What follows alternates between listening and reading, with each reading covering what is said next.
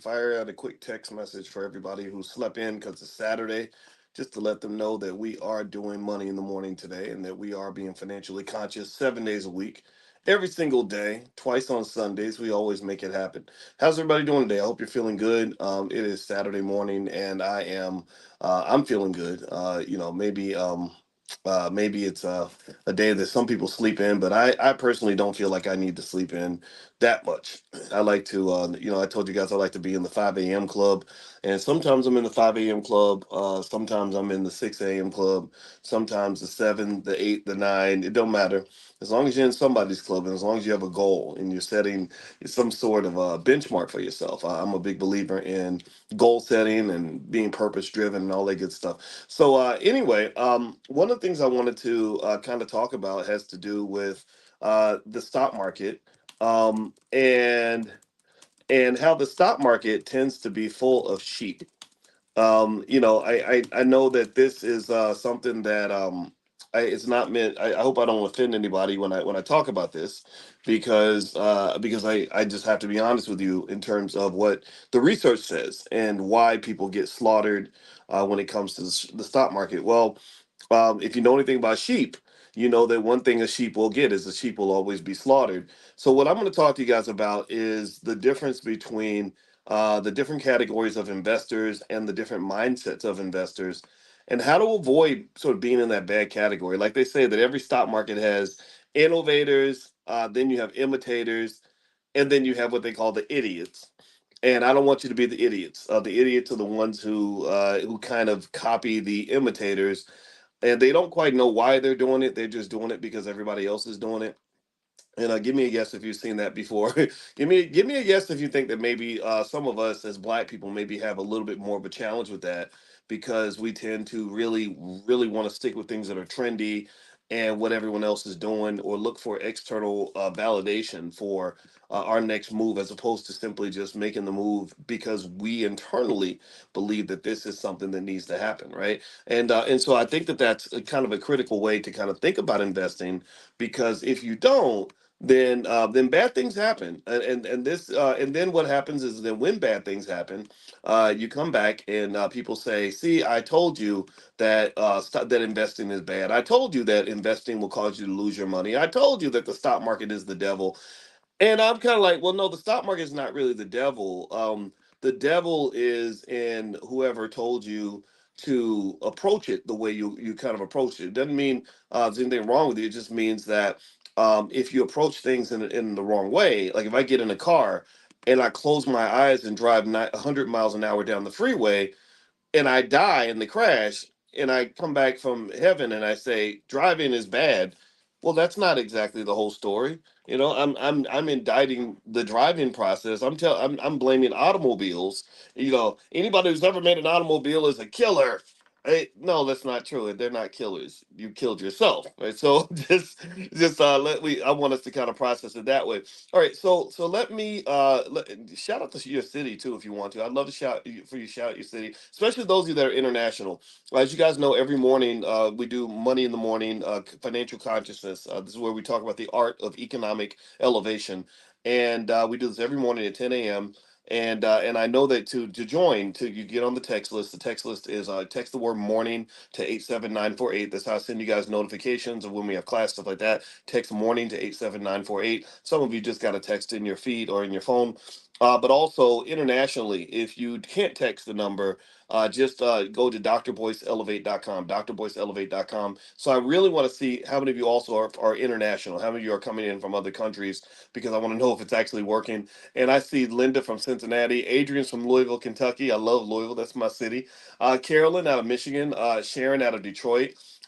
Shout out to Detroit. Y'all. First of all, my condolences for that horrible football game last year. I was heartbroken. My stomach turned when I watched that game, and I'm not even a Lions fan. So I said, if I'm heartbroken, and I'm not even a Lions fan, I can only imagine how the Lions fans must really feel right now, because that was just terrible. That was that game. Oh my lord.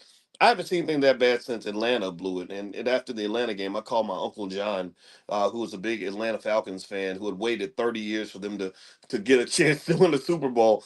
And I just said, man, I'm so sorry. But anyway, Gail, Richmond, Virginia. Let's see. I see Henry out of Austin, Texas. Sarah out of Burnsville, Minnesota. Gigi, Florida. Okay, Barry's out of Trinidad. Great. Brandon, Philadelphia. Cassandra out of Birmingham. Gwen, also out of Louisville. Very nice. Travis, Northern Virginia. Michael Wilson from Cali. Helena, good morning to you. I see Zoe and Justin out of Nevada, Henderson, Nevada. Noah out of LA. Okay, I'm looking for the layout. If you're international, let me know if you're international. I want to see how many international people we have here because I want to make sure this that we're. I want to reach other people around the world. But I know I got some Black London in here because y'all love me and I love y'all. Let's see here. Okay, I see Andre out of Jamaica. Let's see what else do I see. Okay, I'm looking for international. Anybody? I know some. Come on, some of y'all got to be international. No, Elaine out of Northern California. Okay, Kalamazoo, Michigan. Kalamazoo, Michigan's not international, Kevin, but I appreciate you sharing that with me. Who's international? Let's stop for a minute. I want international only. Who's international? Miramar. That sounds international. Okay, I'm kidding. Unless it's like a part of Florida or something. I'm not. I failed geography class in school. Okay, so all right, so we're not big on international. All right, good. So what I got to do is I got to make sure I fix that. So thank you for sharing that, and it looks like we're all over the U.S. for sure. I see Phoenix and let's see New York and St. Louis and Arizona.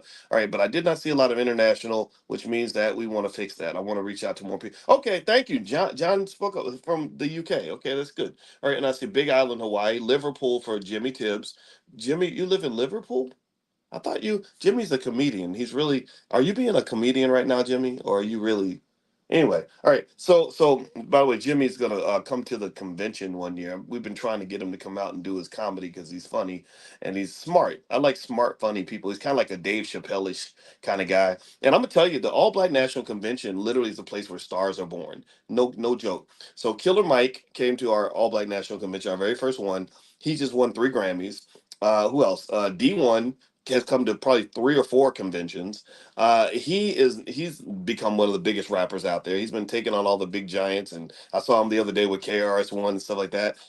Victory Boyd came to a couple of conventions. She went to sing for Jay Z, and Jay Z heard her sing one time, and he signed her on the spot. She's now I saw her kicking it with Adele or something like she's really doing the big thing. And then her siblings, Victory siblings, performed at the convention. They just did a sold out tour all throughout Europe, and they're blowing up. They're called Infinity Song. You got to look them up. They got 1 million followers on Instagram now, and they're just doing great. I'm so happy. I like to see the right people have high levels of success, and I also, and this actually spins into our topic for today. I don't like to discover people after everybody discovers them. I don't like to Christopher Columbus my way through life where you discover stuff that other people already discovered and then say, look at what I found. And that to me is connected to what we're talking about today in terms of how you want to think about investing, how you want to think about money. There are people who don't know how to do anything without Christopher Columbusing their way through everything. They follow the crowd and they do things other people have already done, and maybe it's because we need this external validation, or we think that because everyone's doing it that it must be okay. It's certainly going to be trendy, but trendy is not always right. Trendy is not always right, and so when I talk about the people that we discovered at the convention, when I pick people to speak at the convention and people to perform and all that, I'm not picking people based on um how mainstream famous they are. I don't give a damn about that. I really don't care. In fact, being mainstream is actually a negative because I know what the mainstream is made of. I know how the decision makers make their decisions. I know about the people who have the capital, the millions and billions of dollars required to make someone famous, and I know their mindset. I know their culture, so I'm not impressed by that. If you say I'm famous because white people put me on TV for the last 10 years, well, I'm going to look at you strange and say, well, why did they put you on TV? How many Diddy parties did you have to go to in order for you to be on television like that? How many whose butt did you have to kiss? Whose agenda are you fulfilling? Are because you can't be this can't be something that is independent at that point, because you kind of got famous really fast. And I think it's because you're connected to the right people, and I applaud you for that. I'm happy for you. But where's the substance behind what you're doing? So when I reached out to people, like for example, Jay Ortiz, who's a rapper out of Philadelphia, I reached out to Jay to perform at the convention because I thought Jay's a nice guy.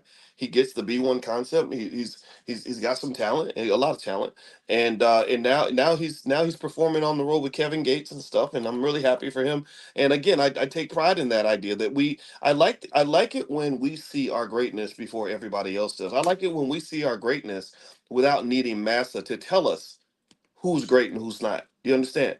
A lot of us can't do that. A lot of us can't a lot of us can't decide who we like and who we don't like. We look to social cues. We look to others to tell us what's good and what's not. And this relates to investing behavior, believe it or not. This really relates to investing behavior. Let me give you an example. Whenever you see the stock market start to go up, and you see Bitcoin start to rise, and then you see all the headlines saying Bitcoin went up 20%. The stock market just hit a new record high. Money's being made left and right. Well, then FOMO starts to kick in, and people start saying, oh, there's money over there. Everybody's going over there. There's gold in their hills. And then people start to follow the crowd. They engage in herding behavior. They start to become what I would politely refer to as economic sheep. So then you have a stampede of people that are all jumping in, and they're buying anything they can get their hands on. They're buying NFTs for $20,000, like some ugly picture of like a robot shaped like a dog will sell for like $5 million, and everyone will think that that makes sense. You'll see crypto prices just skyrocket. You'll see people investing in things that they don't understand. And a lot of times people are coming in with this sort of wide-eyed crackhead frenzy, thinking that this is going to be your big lick, this is going to be your big flip, this is going to be when you're going to put in $100 and walk away with $10,000. In fact, that is actually when the scams start to rise up. That is when anybody see how many of you, give me a yes if you got emails with those blessing looms. Anybody see those emails with the blessing looms, or seen a video where somebody's saying, we got to do what's best for the community. We got to believe in generational wealth. We got to invest in each other, and we got to do things, prepare financially for our children, right? They'll use that all that language about generational wealth, and it frustrates me because this is language I've been using for a long time, and I'm like, that's not generational wealth, that's generational theft. That's not an investment, sir. That's what you call a Ponzi scheme. And the Ponzi scheme is not going to make nobody rich except for the people who started the Ponzi scheme. And the reason these scams start to really rise when the market goes up is because everybody's feeling good. Everybody's on financial crack. Everybody's high. Everybody's excited. Everybody's waking up thinking about that next big opportunity. And a lot of this comes from what they call social proof, which is because I'm seeing all my friends posting on Instagram and Facebook about what they've got and how much money they made. Well, I want to get a piece of that too. So I'm going to go in here, and I'm going to take me and my spouse are going to take our, last $20,000 and put it into our cousin's MLM, in hopes that this is going to make us some fast money. And it makes me very sad because I've seen people lose hundreds of thousands of dollars this way. I know a lady who lost a couple $100,000. It broke my heart. I know people who've lost $5,000 or $10,000 at a time, and I can tell you that a lot of this is not fundamental investing. A lot of this is not the way investing should be done. And so, what I'm going to do is take you through a quick case study of the Great Depression and the stock market crash of 1929, and I'm going to give you kind of the stages of this frenzy, so that maybe you can see it when it happens and kind of know how to navigate this and how to be prepared. And by the way, I want to let everybody know, if you go to drboycebooks.com, if you want to take a look, we have financial flashcards for kids, and also workbooks and things like that, and financial psychology stuff there.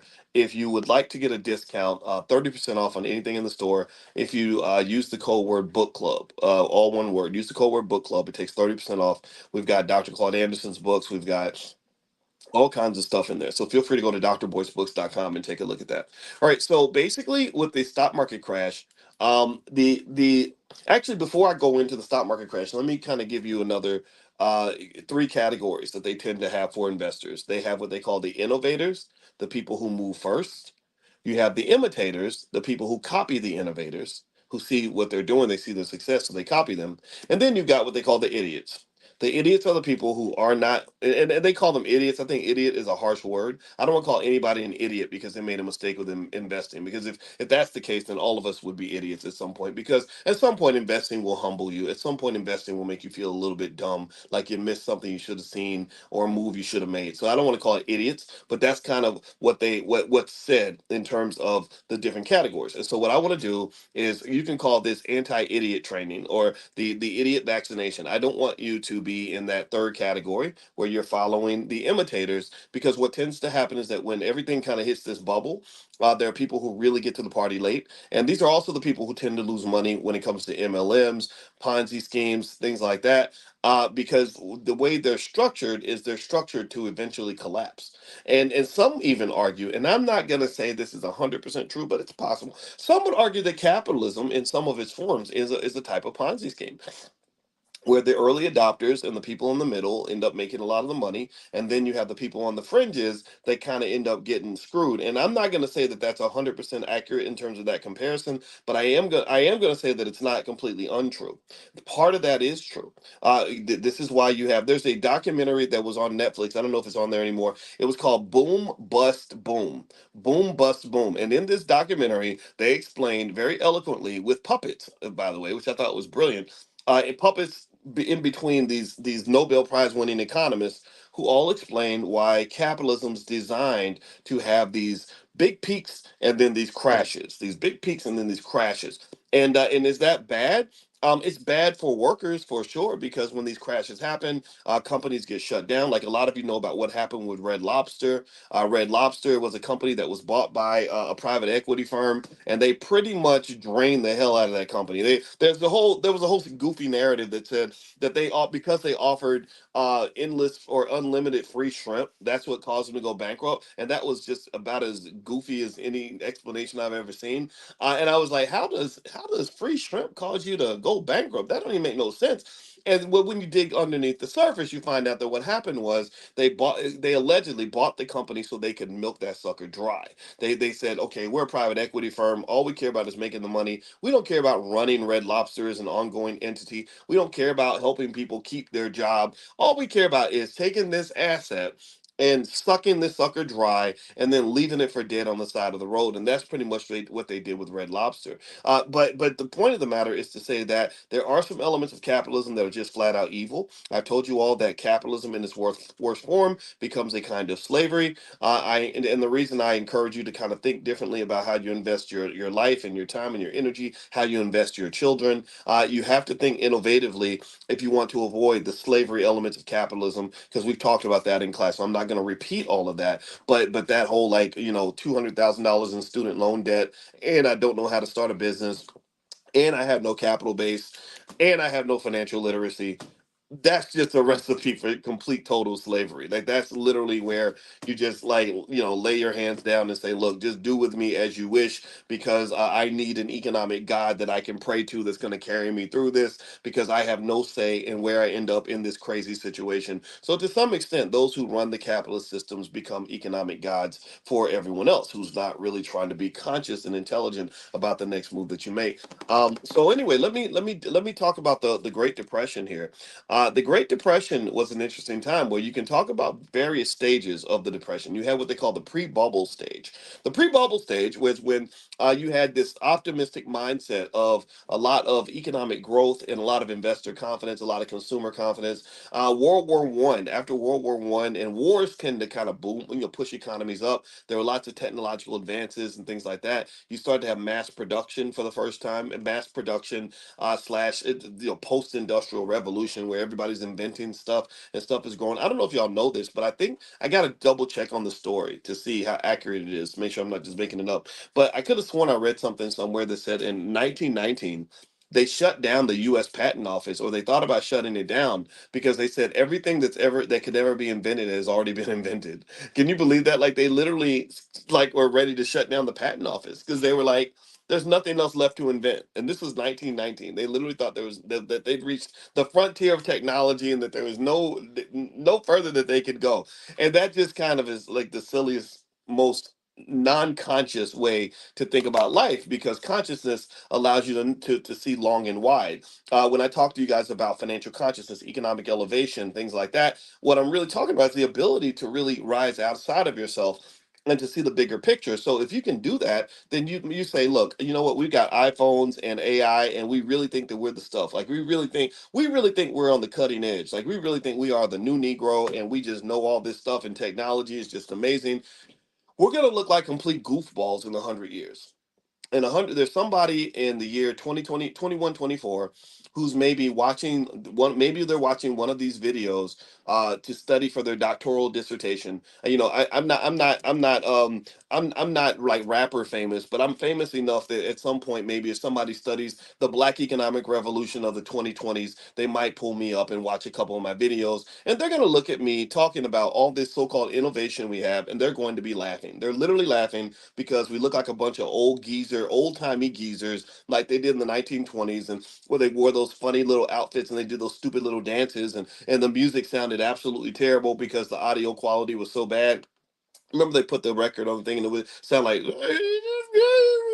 right, because the audio was so terrible because the phonograph had just been invented. So they're going to look at us, they're going to laugh at us, they're laughing at us at like our goofy little AI and our goofy little what is it, holographic technology, right? And that's how we're going to look. We're not really advanced. We're not the new generation. We're just a generation. We are just a pin, like a little pin in time, right? So ultimately, the most you can really do, if you talk about the greatest economic impact you can have on yourself, your family, your legacy, your descendants, is to plant seeds. You got some time to plant lots of seeds. You plant as many seeds as possible so those seeds will grow after you're gone, because we're going to be gone very, very quickly.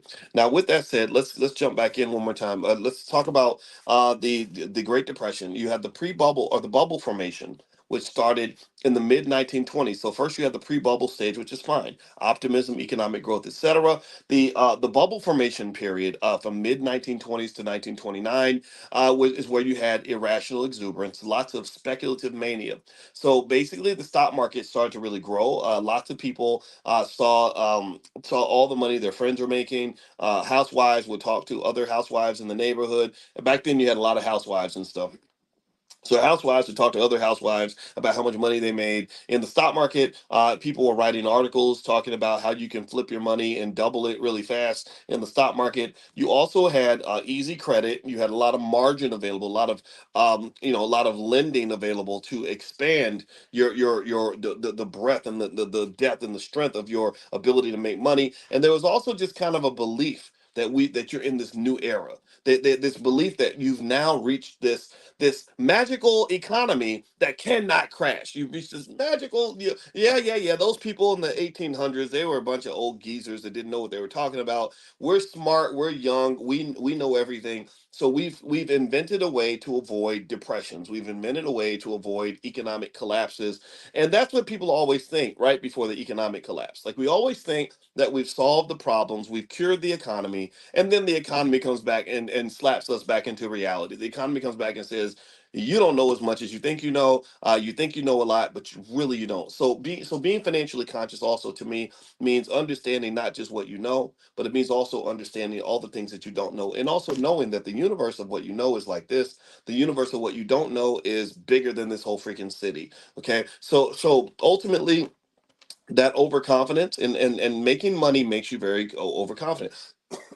When I always make jokes about when I was talking on the phone to Kanye, and I remember how confident he was. And he told me, he literally, for whatever reason, out of the blue, tells me that he's the most important man on earth next to Vladimir Putin. And my first thought was like, why are you telling me this? Because I really don't care. But my second thought was like, yeah, you know what? A man who's made hundreds of millions of dollars selling ugly shoes to teenagers and acting like a weirdo is probably going to feel validated in that behavior, right? I mean, who wouldn't be? Somebody, they're paying you 20-30 million dollars a month to just go out and act crazy. So yeah, it's easy to kind of think, okay, I've got it figured out. I know the formula. And maybe he does, who knows? But anyway, the third stage, after that, after you have the bubble formation, and this is where asset prices are getting pushed up to higher and higher levels. Inflation is high, but asset inflation is typically higher. This is one of the reasons why investing is so important, is because if the value of your assets is going up faster than inflation, then you're not going to feel inflation as badly as somebody who just has to get up and go to work every day and live paycheck to paycheck. So the third stage would be what they call euphoria. Euphoria is complete overconfidence. It's where stock prices tend to disconnect from fundamental values. It's where you start to believe that it can never go down, the party will never end. And so investors have this sort of blind faith where they'll invest in things that they do not understand. They will engage in massive amounts of speculation. All the blessing looms are everywhere at this point. They ignore the fundamentals. They don't care what the fundamental value of the company is. So people like the Warren Buffetts, they say, you're an old geezer. Nobody wants to listen to you. You're so behind the times. You know, this is 1929, dude. You gotta get with the times. And this is right before the next stage. Oh, and by the way, another thing that happens is this is when the amateur investors start to really jump into the media or into the market, because the media has been attracting them with all these big headlines. So they're giving you all these headlines. Stock market hits a new record high. You know, here's a housewife who made 10 times more than her income in a year. So I'm drinking water because I got something in my throat. My apologies. So you see all these headlines. So a lot of amateur investors start pouring into the market. And this is right before this leads us to stage five, which is the crash. So when you have the crash, you suddenly have this panic. You have this freak out where people are like, holy crap, everything that I've been working for, everything I've been excited about, everything I think about every morning when I wake up, all my hopes and dreams are suddenly dashed, because now that stock that I own, that stock that I knew it would never go down, has suddenly dropped 50% in a day. You know, it's collapsed on me. I'm freaked out because I did not prepare for this. I did not engage in any sort of risk management strategy. I put it all on the line. You know, maybe I bought real estate and I own six houses and I'm barely making the mortgage payment on all six. And now I'm screwed. Now I'm scared. So then what happens after that is, in the middle of the panic, everybody starts selling their stuff. Everybody's like, you know what? I got to get out of here. Here, my stock is for sale. I bought it for 100. I'll sell it to you for 75. Somebody else says, no, no, no, no, no. I'll sell you mine for 60. Somebody else says, no, no, no, no. I'll sell you mine for 40. And the price just drops and drops and drops. And that's the panic. That's the overreaction. This was on Black Thursday, October 24th, 1929. And basically, this is when you started seeing people jumping out of windows and all this other sad things, these sad things that happen when people become overly addicted to money. And after that, you kind of had, in the Great Depression, you had this sort of aftermath that lasted for at least 3 more years, from 1929 to 1932. You had a lot of despair. There's a loss of confidence. So before, everyone's overconfident in the economy. Now everyone's just sad and depressed. And that's another flaw. That's another flaw. So it's not like you came back to reality. Let me know if you're following what I'm saying. You're not coming back to reality.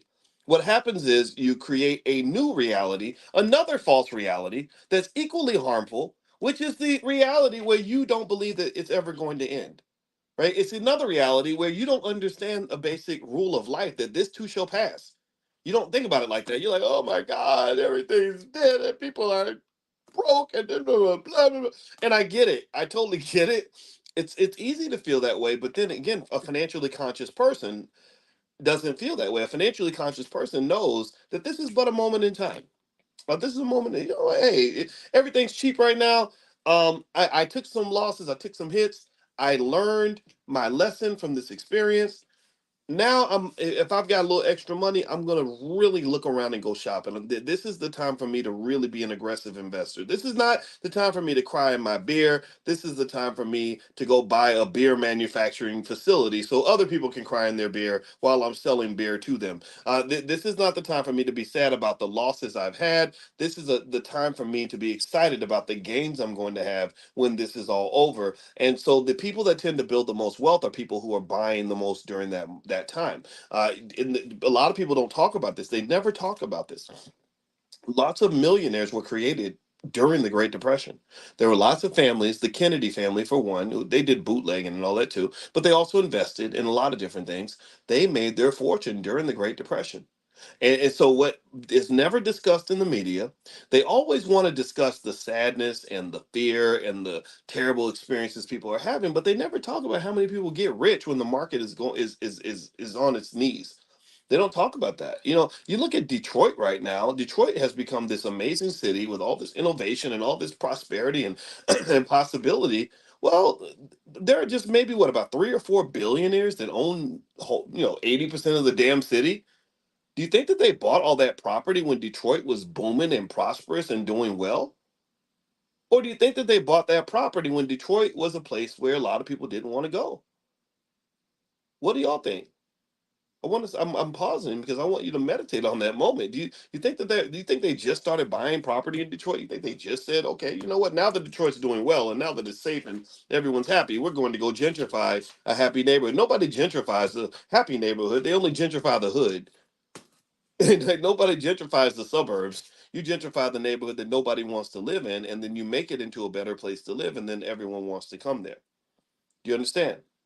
So ultimately, and in fact, now that I think about it, it was probably my investor psychology that led me to pick certain people that were speakers or performers at our convention. I said, if I saw someone that was talented, I had my own internal metric of whether or not I thought the person was going to be successful and famous, and I would try to work with them before the whole world saw what I saw. Like when I saw Victory Boyd sing for the first time, and at my event, and she's just sitting there like all humble as can be, her little guitar on her back. I said, "Ooh, this lady's gonna be big one day. Let me go ahead and work with her now because when she blows up, I won't be able to even get her on the phone." You understand? So you got to plant your seed at the right time. You don't plant your. Everybody wants to plant their seed after the fact. Even when it comes to other important investments we make in our lives, like when we pick a spouse. It's so interesting that there were women that were interested in dating me once I made $115,000 a year, which was a lot of money in 2001. By the way, I did not have many other 31-year-old black male friends that were making the same amount of money as me. Which what does that mean? That means if I want to take you to an expensive restaurant for dinner, that was very easy for me. If I want to take you on a trip, that was easy for me too. If I wanted to buy you something from Tiffany, that okay, sure. Let me get out the credit card. It was easy, right? So of course these things are appealing. I wrote a whole book called Financial Lovemaking about how just for thousands of years women are impressed with men that have money, right? So they would forget about the fact that I was only 5'8". I think I'm 6'3". I think it's fake news that I'm 5'8". But still they would tell me I was 5'8", but they would say, but you're 5'8" with money, which kind of makes you 6'4". And I'd say that's exactly right. That's what the science says. So what's interesting to me though was I remember kind of thinking about this. I said, wow, this is so interesting that I suddenly became handsome when I started making money. My jokes became funnier. I became the most interesting man in the world, the most interesting man in the world. And I didn't get that. I was like, wait, I'm the same guy I was 3 years ago when I was in the library 7 hours a day trying to work on my PhD. And now, mind you, that same guy, he didn't drive a nice car. He drove a hoopty. He drove a car that where I'd have to stop every now and then and put water in it because the engine would overheat. That's not fly. That's not cool. I was the same guy when I lived in that apartment that was this tiny little raggedy place that I could barely afford.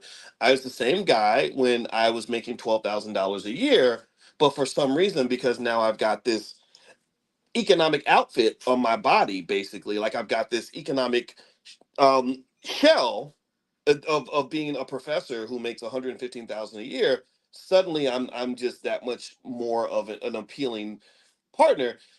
And I remember thinking, no, you should have grabbed me when nobody was calling. Like now you're trying to call me when everybody's calling, and I can't take your call because I'm busy now. Boy's got stuff to do.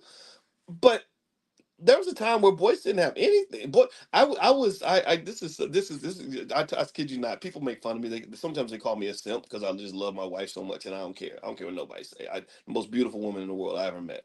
But they call me a simp, and they're gonna really call me a simp after I tell you this. I remember when I was like 27, 28, and I would read these articles, and they would say, there's no good black men out here. Like they've been saying that narrative for a long time. They've been talking about that for a long time. There's no good black men. Where are the good black? And I would read this like in Ebony or Essence magazine, and I remember thinking, I'm a good black man. I'm a good person. I'm smart. If I love you, I'm gonna be dedicated. I'm gonna, you know what? I'm a good. I won't be out here running the streets and acting a fool. You ain't gonna catch me in the strip club. But it just seemed like the flash was more interesting than the substance, and that's life. That's fine. I'm being silly when I say this, and I don't feel sorry for me. My life was fine. But I think about that, and if you think about it as an investment, I think that the best investment, let's assume that the goal is like, okay, I want to have a partner or marry a man who's gonna be a great father and a provider and all that. I mean, I love kids. I take care of kids that are not even mine, and that's great. I love doing these sort of things. I always campaign for to be dad of the year if I can be. So if your goal is to nail someone like that and get in a situation like that, I think you invest. If you look at people in relationships as assets, not in a negative way, not in a derogatory way or an exploitative way, but just in a way that says this asset enhances my life. You are an asset to my life, as opposed to the liabilities that we have in our lives, like those bad relationships and those people that abuse us and mistreat us and everything else. If having the right humans in your life is an asset to your life, then you should, in my opinion, I think a conscientious person invests in those assets before they become popular and in high demand, right? You seek out, if you're Michelle Obama, you don't try to get with Barack Obama after he becomes president, because then you got to wait in line. You go get with Barack Obama back when he's driving a hoopty, back when he's sitting in law school and he's showing a lot of potential, right? But he ain't showing a whole lot of money. He's not very flashy. He's not driving a nice car. He's not doing all of the materialistic symbolic things that make people think that a person is more successful than other people. And I'm going to tell you, I really believe, again, I only really know the black community in this way. I don't really know a whole lot about exactly how white people think about everything, because I have a few white friends and I love them all, but I don't have a ton. But I can say that with the black community, I can tell you that a lot of people, I think a lot of us are trained to arrive late to the party. They and it's not just financial investing. I went to relationship investing because that's another kind of investing that we do. It's basically kind of positioning yourself to be connected to the assets that you want in your life, but you have to connect at the right time. Like, for example, if you know the movie theater is going to be crowded on Saturday, why are you going to the movie? Why are you going to go see the new movie on Saturday? Go on Tuesday when nobody else is going. Contrarian thinking. This is what I'm getting at. That's a financial term. There are thousands of research papers written about contrarian thinking and how the contrarians are the ones who win. The contrarians are the ones who go left when everybody else is going right. The contrarians are the ones who get there before everybody arrives. The contrarians are different because contrarians also have to be leaders. Contrarians have to have a type of courage where they say, "Look, I'm not trying to follow the crowd. I don't want to do what everybody else is doing. I want to be unique." Prince, for example, as an artist, was a complete contrarian. Right? Everything Prince did was weird, very weird. But then he would make it cool, and everybody would be copying Prince. There's a million Prince imitators, but there's only one Prince, right? So here's what I want you to understand, though, that the studies show that 70% of all people will follow the crowd even if the crowd is wrong. Did y'all know that? 70% of all, this is what studies show. 70% of all people follow the crowd, even if they know the crowd is wrong. So, I'm talking to those of you who really want to know the value of what it means to make that first move. And the hard part about it is that to do that, you kind of have to know who you are. You have to trust your own internal instincts and value judgments. You cannot always look to other people to understand what you're doing. A lot of y'all, for example, got dreams. You got big dreams of big things you want to do.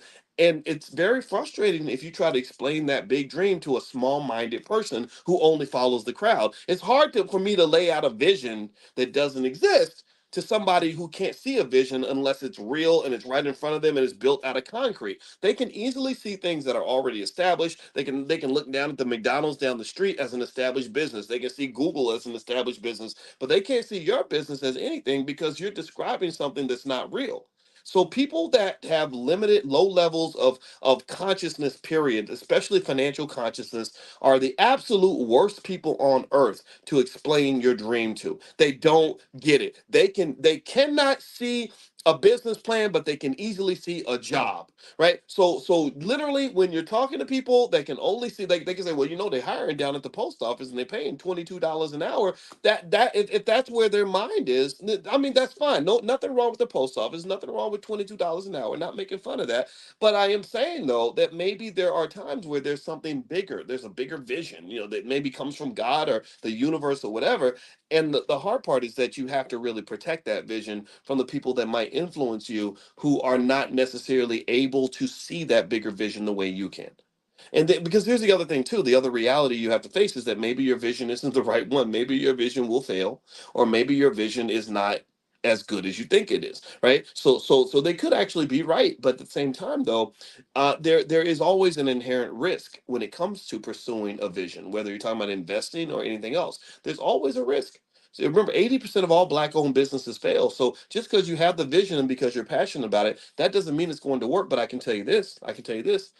I heard Jeff Bezos, the founder of Amazon, and he talked about what it means to take your vision into and turn it into a business, make it into something concrete, make it into something real, make it into something that generates revenue. He said that is really, really hard to do. That is really hard to do. And the success is not guaranteed. So the best you can do is you can't guarantee a win or a success just because you put your heart and soul into it. But what you can do is you can maximize your probability of succeeding. And he said to maximize the probability of success, you have to be ready to go hard toward the thing that you want to see done. You have to commit to it.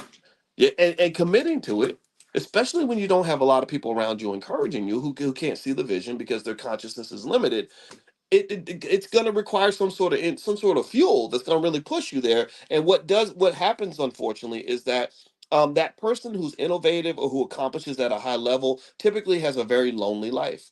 Very lonely life. I don't know if I'm a high achiever or not. I think I could be. I have no idea. I'm not going to even talk about that. But I can tell you that I don't have a lot of friends. I do not. I do not have a lot of friends. I have a very small circle of people that I can talk to and I can come to them and they trust me enough that I can come to them with any harebrained scheme, crazy idea that I think is going to work and they will believe me because they just have worked with me so long and they've seen some success, right? I can talk to them and they say, Dr. Boyce, I don't understand it. I don't see how it's going to work, but you know what? I got your back. Those are the types of people that you want in your corner. Those are great people to have. The person that you don't want is the person who's like, I can't understand it. That doesn't make sense. How's that going to work? You can't do that. You failed at the such, right? I'm like, yeah, I know I failed. I failed a million times, but I'm going to keep trying because it's only through consistent failure that you find great success. Yes, I know I messed up. I know that I don't know how to do everything. I'm going to try. I'm going to learn, right? Because here's the thing. You can't guarantee that you're going to succeed. You'll never be able to guarantee that you're going to win, but you can't guarantee that you're going to try, right? That's the only guarantee you have.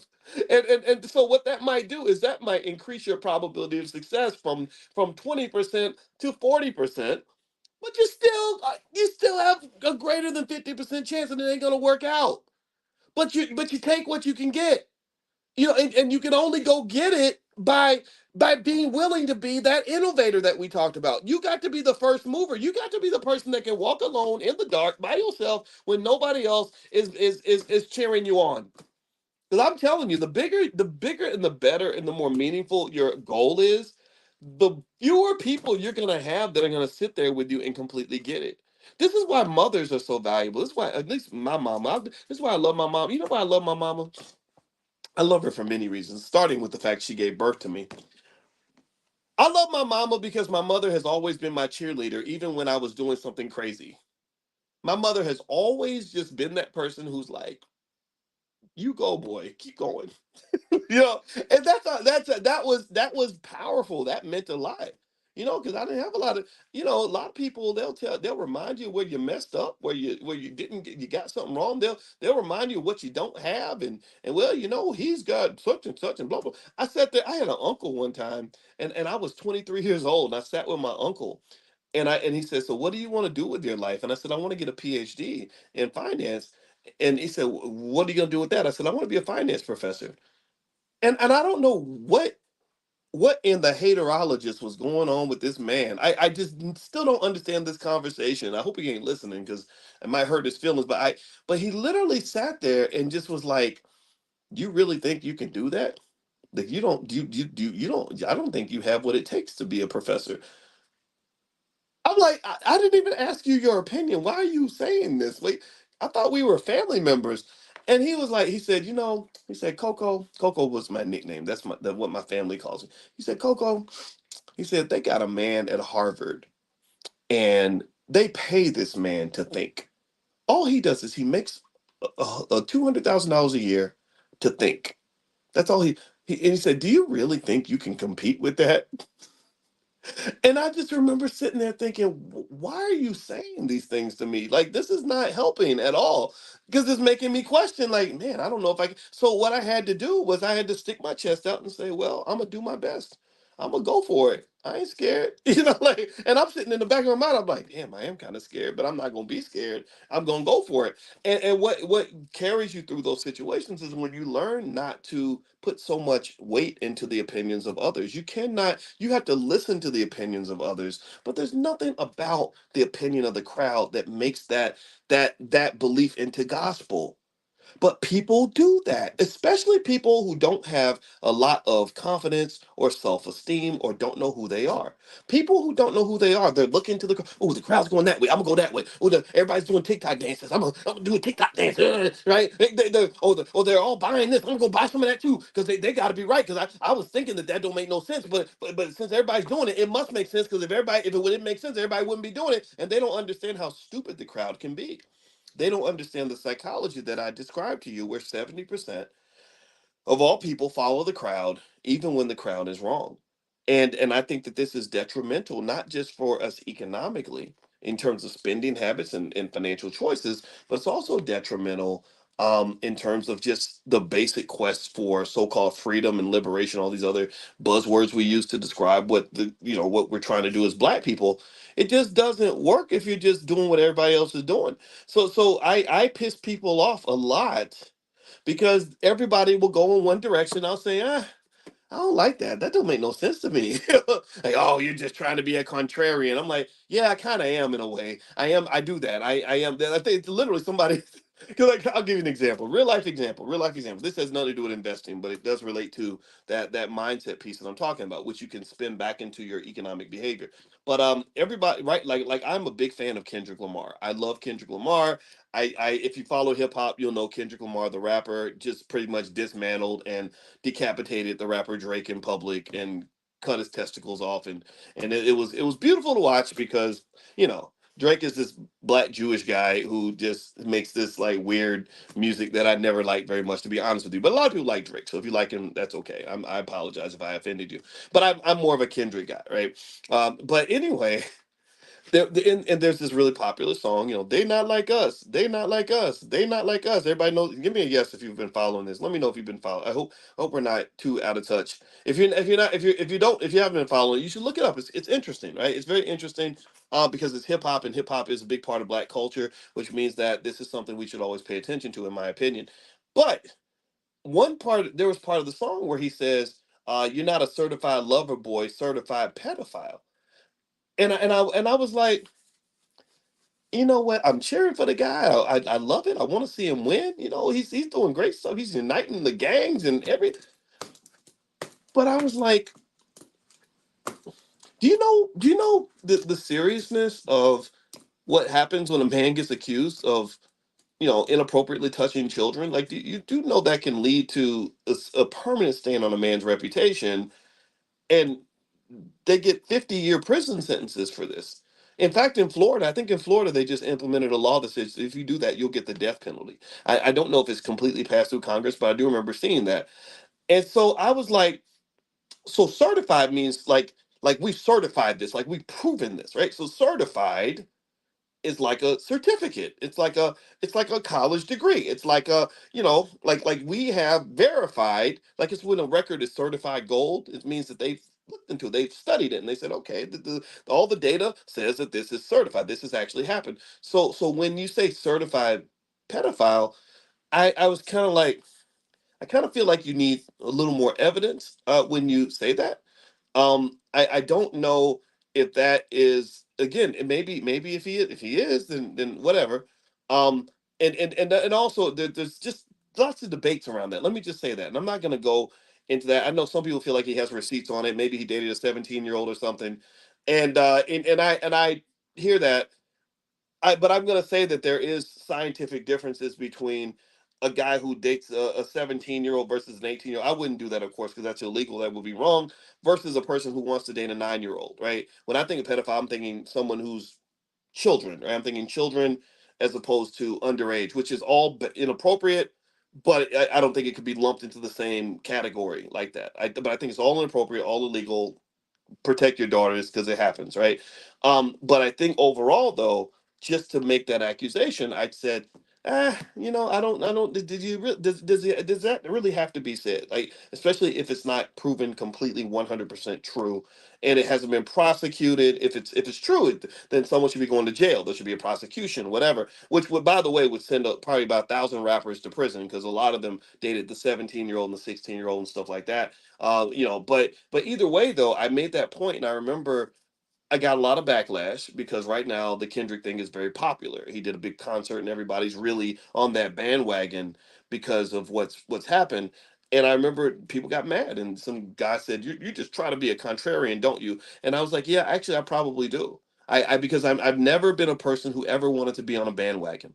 I've never ever. If I find myself on a bandwagon, I look for reasons I need to get off the bandwagon because I want to make sure that if I'm agreeing with something and supporting something, I'm supporting it because I truly support it, not supporting it because I'm being a conformist. You understand? And Rose, that's a good term. I like that word conformity because that made me think of the word conformist. There's a difference between you going along with something because you love it versus you being a critical thinker the entire time. This is what can be confusing to people. People who don't think about these things deeply, and I hope that we can. I hope that this is a space where we're allowed to do this without criticizing each other. People who think about these things deeply are people who I think have an advantage because you can see things a little more clearly. Your consciousness is a little stronger than others. I think you're a little more sober. You're in the middle of a party where everyone's drunk, but you're the person who didn't drink anything. But you're still having fun. You're still in the party. You're still enjoying it, but you're not letting things get too far. And so one area that it can be confusing, for example, is that when I talk about like my two greatest heroes are Malcolm X and Muhammad Ali. I'm from Louisville, Kentucky. I draw inspiration from Ali all the time. I love the idea that this guy who ran the same streets as me, I'm like literally a second cousin to his by marriage. My aunt married his cousin or something crazy like that. I'll take what I can get when it comes to Ali, and I just love this man. Um, and But I look at his life, and if I was to describe the parts of his life that I didn't agree with, you would think I didn't like Ali. You would think that I was being a hater. We use that term hater, like, oh, you're a hater, you're what, and that's basically saying you're a nonconformist in some cases. But I'm like, no, I don't hate Ali. I love him. That's why I studied him so much. That's why I pay so much attention. But typically, what happens is that things that we're close to, things that we look at with a microscope, you're gonna see the flaws. You're gonna see the chinks in the armor, and so there's space, though, in my opinion, where you can love something but still critique it. And this, I think, also it came from academia. If you go to academia, you'll see that all the time. Where Neil deGrasse Tyson was explaining this to Terrence Howard. He said, "Look, putting red marks through your research paper. I don't know if y'all saw this, but Terrence Howard, the actor, it's real interesting. He was kind of trying to reinvent all of mathematics and chemistry, which was so fascinating to watch because apparently he studies it. I mean, he was citing all these names and all these ideas, but he starts off by saying one times one is two. And I was like, wow, that's a heavy statement. Like you're literally rewriting 5,000 years of math. Like he literally says one plus one times one is not one. One times one should be two. And Neil deGrasse Tyson, he sends his work to Neil deGrasse Tyson, who's this scientist who's studied this stuff for 40 years. And Tyson does him the honor of reading the paper. And I remember Neil was explaining what went on, and I was thinking to myself, I wouldn't have even read the thing. The man is not a scientist. He's an actor. I'm not saying that actors can't be scientists, but you got to put in the time. It's like if I show up and I say, hey, Boston Celtics, I'm ready to play with you guys in the next NBA championship. They would laugh at me. They would say, what are you doing here? Not only are you unskilled and fat, but you're short. And that's what they would say to me. They wouldn't say, well, we don't want to be disrespectful and say that, Dr. Watkins can't be as great of a player as Jalen Brown. But no, you have to put in the time. So Tyson explained though to Terrence in a very polite way, much more polite than I probably could have been, because I don't have patience for certain things, and that's probably why he's more mainstream, because he's a nicer guy. I'm not nice all the time. Something seems goofy to me, I'm gonna just say it. And he said that I was actually showing respect to you by taking the time to critique your work. If I take the time and mark it up in a red ink pen and chop it up, that's me saying, hey, I respect you. I want to go through this and I'm going to give you feedback. This is what happens in academia. If you get into this, what you call this bandwagon behavior that says, oh, you just a hater. Why? What makes me a hater? I'm a hater because I won't agree and go along with every single thing that you say. Well, then every time I talk to you, my goal, I'm a campaign to be player hater of the year. That's what you're going to think I am, because I'm never going to sit here and blindly sign on to anything just because you're telling me that this is what should be true. Because that's how people get played. That's how people get scammed. That's how people get misled. That's how people get dragged into these bad situations. So you never want to turn off that critical thinking skill. That's the point. And I think that with and so if you were to hear me talk about like Malcolm X, another guy that I love. I love Malcolm X. And then another guy I love is Louis Farrakhan. I know all about, like, sometimes people come to me and they'll say, well, you know what happened with Farrakhan and Malcolm X, and they'll say it like I'm gonna dislike Farrakhan now because of what happened. I'm like, no, I know all about it. I not only have I seen everything, read everything, talked to people. I talked to people that were there, and I kind of have an idea of what happened back then. I don't know everything, but I know a lot. But it don't matter. I still love Farrakhan because I know that people make mistakes or people can be flawed or whatever. Same thing with Malcolm X. I love Malcolm X, even though I can point out, I think Malcolm X was a little bit too critical of the Nation of Islam. I personally wouldn't have handled it the way that he did. I would not have continuously used the Honorable Elijah Muhammad's name, as I'm going out into the world, and not expect that the people that love him were not going to be heavily offended by my behavior, right? So in a way, I watched that and I'm like, I think he probably should have like left it like at some point just kind of said, to white folks especially, you know what, we had a disagreement. I'm no longer with the nation. I've moved on.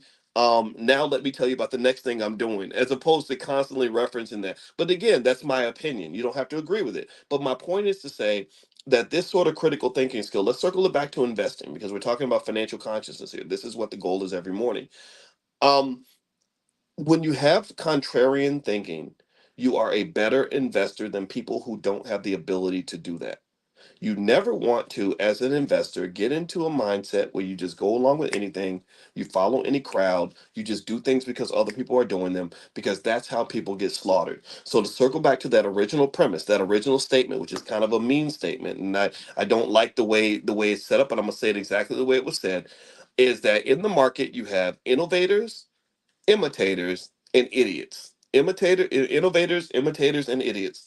I think you're best off if you are an innovator, but there is a risk of being an innovator in that when you're the first one, you're gonna make a mistake. You're gonna have times where your instincts tell you that something is the best move, and all your research, independent research, says it's the best move, but it ends up being the wrong move. And what you have to be able to do as an innovator is you got to know who the hell you are, to the point that when you get criticized, not if, when all the little imitators, when all the little sheep sit back, the people who ain't did nothing. Think about this: there's the people who talk the loudest about what you're trying to do are usually the people who ain't doing nothing, who are not even trying. So when those little non-trying, ain't do nothing Negroes start talking crazy and negative about the fact that you took a chance, you have to be able to withstand that and say, yeah, I took a chance and it failed, but I would do it again because I'm going to keep trying. Do you understand? Because you cannot guarantee success.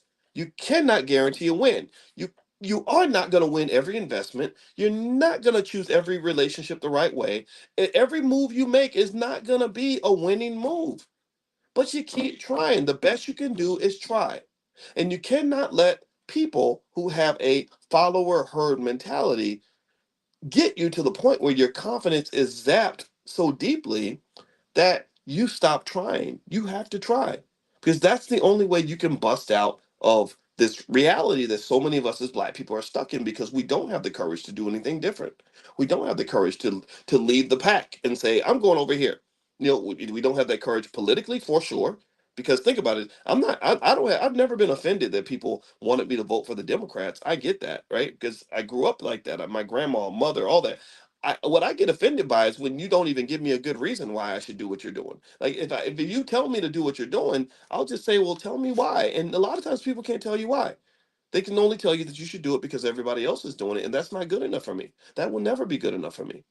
So this is my belief, and this applies to investing. Again, herding behavior is the easiest way to lose your money in the stock market. It is the easiest way to lose your money in real estate. It's the easiest way to lose your money when it comes to starting small businesses. It is the easiest way to lose even more things that are more valuable than money.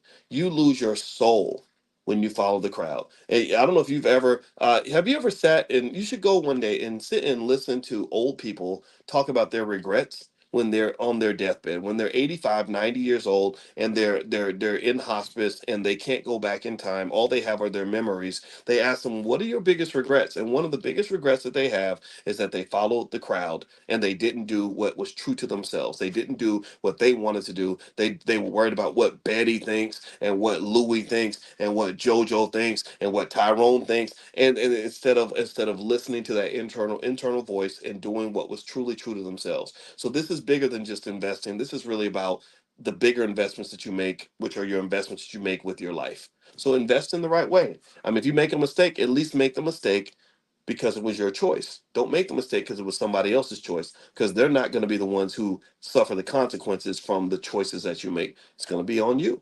All right. I hope that this makes sense. I hope that this is helpful to you. I'm going to get on out of here, guys. Quick reminder, don't forget, if you want to get text notifications when we go live every morning with economic elevation training, just text the word morning, MORNING, to the number 87948. Text morning to 87948. And also the All Black National Convention, reminder, that's going to be October 25th through the 27th. I'm going to talk about it a lot as we sign new people on and bring people in. And we've got a lot of different experts and things like that. It's where we get together right outside of Chicago, and it's an amazing event. And I see someone's asking me to answer their question. So Anthony says, can I buy this class? Yes. If you go to drboycedaily.com, drboycedaily.com is where all the recordings are, and that makes you a premium member. I don't talk about that so much, but if you do go to drboycedaily.com, there is a link where you can get the first month free and get access to every single one of these trainings we've done. I think now by June, we've probably done about 170 of these lectures just this year alone. And I have Chanel put all of the recordings at drboycedaily.com. So feel free to take a look at that. And let's see, Veronica says, not a question. Our magnificent ancient Egyptian pyramids should not be associated with criminality, dishonesty, etc. by the Ponzi versus pyramid. I think it's done on purpose. Oh, okay, interesting. That's a good. Hmm. That's a good point. I don't know. Maybe that I got to look that up. When I think about pyramid scheme, I'm thinking about like the shape of a pyramid where you have people at the top of the pyramid who are, doing well because they're at the top, and then you got the people at the bottom at the base of the pyramid. That's what I think about. I don't associate that with the Egyptians, but we are going to Egypt actually in August, so maybe I'll ask around and see if there's a connection there. That group trip is actually completely sold out. However, We are going to do another trip. I think the next one will be South Africa. So if you guys want to join us as a group going to South Africa, then I'll let you guys know when that is announced. We'll probably talk about that for sure at the convention. And let's see here. Is there a particular day to buy stock, one stock over another? Nope. Nope. It's not better. Now, buying it Monday versus Saturday. Barbara, most stocks you can't buy on a Saturday. The stock market is open from 9:30 a.m. until 4 p.m. Eastern. So if you want to learn more about stocks and stuff like that, the blackstockmarketprogram.com, the blackstockmarketprogram.com is where I teach a ton of stuff on stocks. I have probably 100 different lectures on stocks. So feel free to go to theblackstockmarketprogram.com. And also, Lydia says, can you post a link to your dissertation? If you Google it, it's out there. Just Google Boyce Watkins dissertation, Ohio State, it'll pop up somewhere. And don't ask me what was in it. Writing a dissertation is one of the most torturous experiences imaginable. It's 155 pages of math, and it was very stressful. And the goal was just to get the damn thing done. And basically, it was written on stock markets and stock momentum and stock prices. You won't learn a lot by reading it except how to put yourself to sleep. And remember, I was a 31-year-old when I wrote this. So as a 53-year-old, my perspective has evolved quite a lot since that time. But I did know, I knew a lot of stuff, and there's a lot of computer programming. That was all I did every day was 8, 9 hours a day, just sitting in front of a computer. And so it kind of prepared me for a lot of, actually, it prepared me for the internet, which was kind of cool.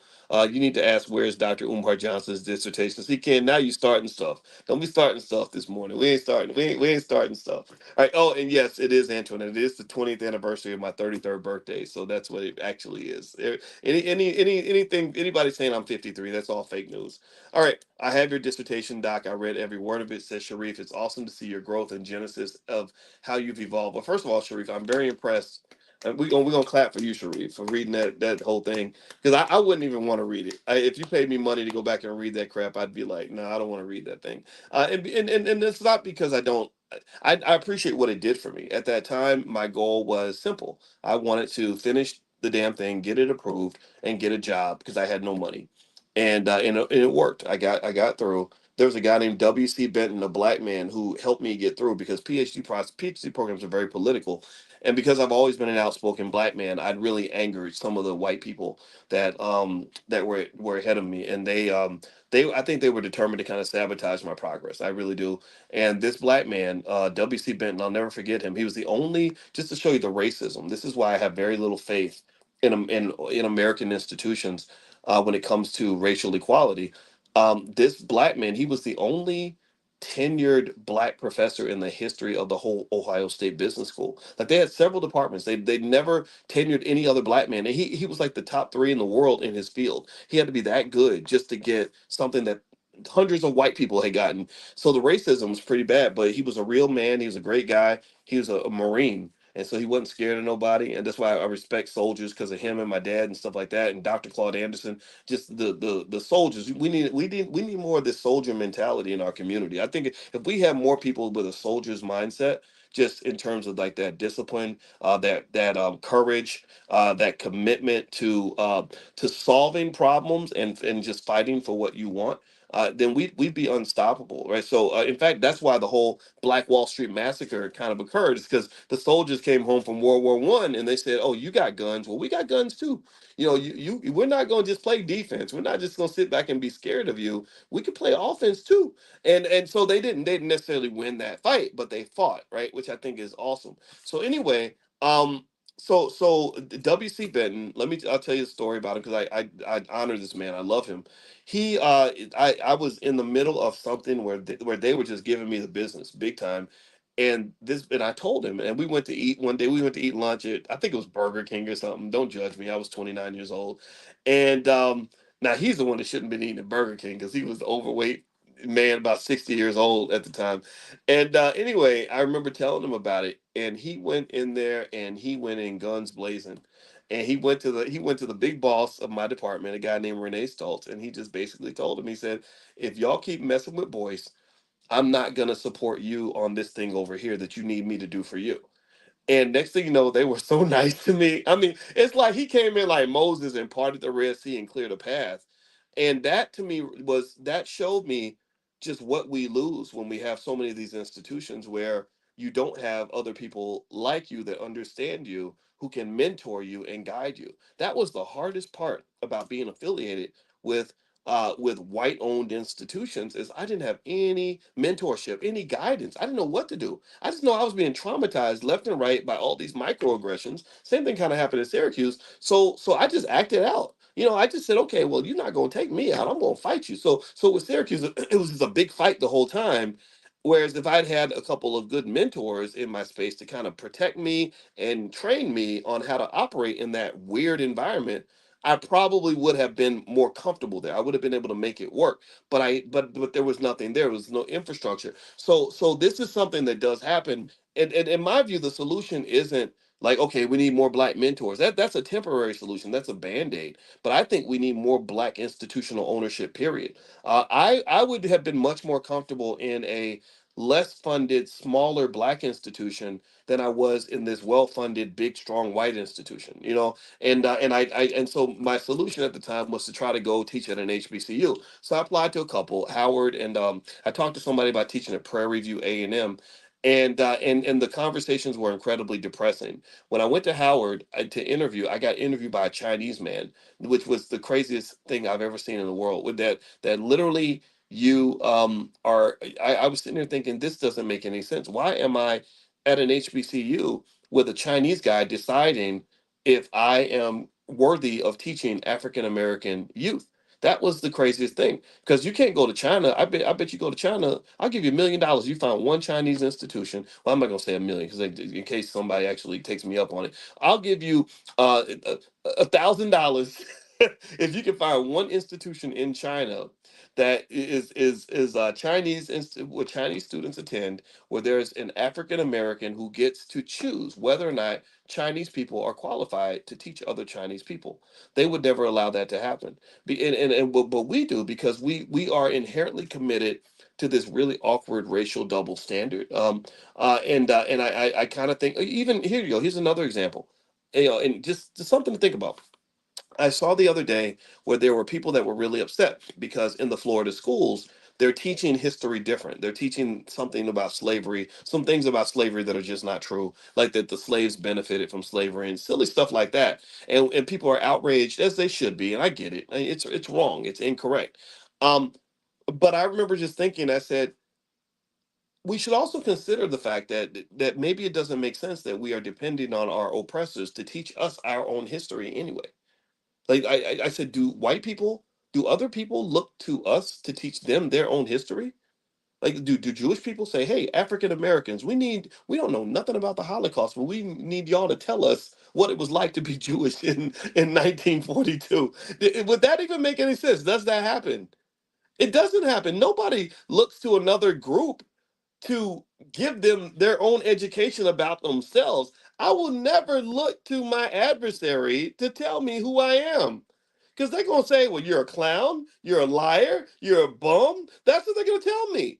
So maybe when we talk, I know we talk about the investing and the financial consciousness and all that, but the culture is connected. So the culture is a crazy culture. It's a crazy culture that leads you to do crazy things because we somehow we're led to believe that we should lean to other people to tell us who we are, and they're gonna lie to you every time. That what they're gonna tell you that you are is gonna be consistent with what they want you to be.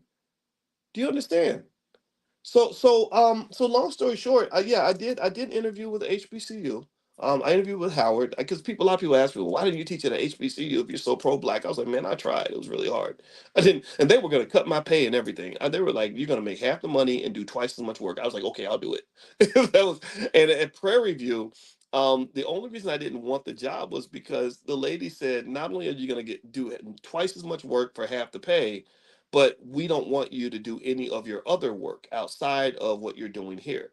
So because by that time I was doing TV appearances and all that stuff, and they were like, "Well, all that stuff it's only going to make your colleagues uncomfortable and make them jealous of you." And I was like, "So you're telling me I gotta mute my light? I gotta turn off my light to make other people feel comfortable?" in their darkness. I have to stop being who I'm supposed to be to make you comfortable. I'm not doing that.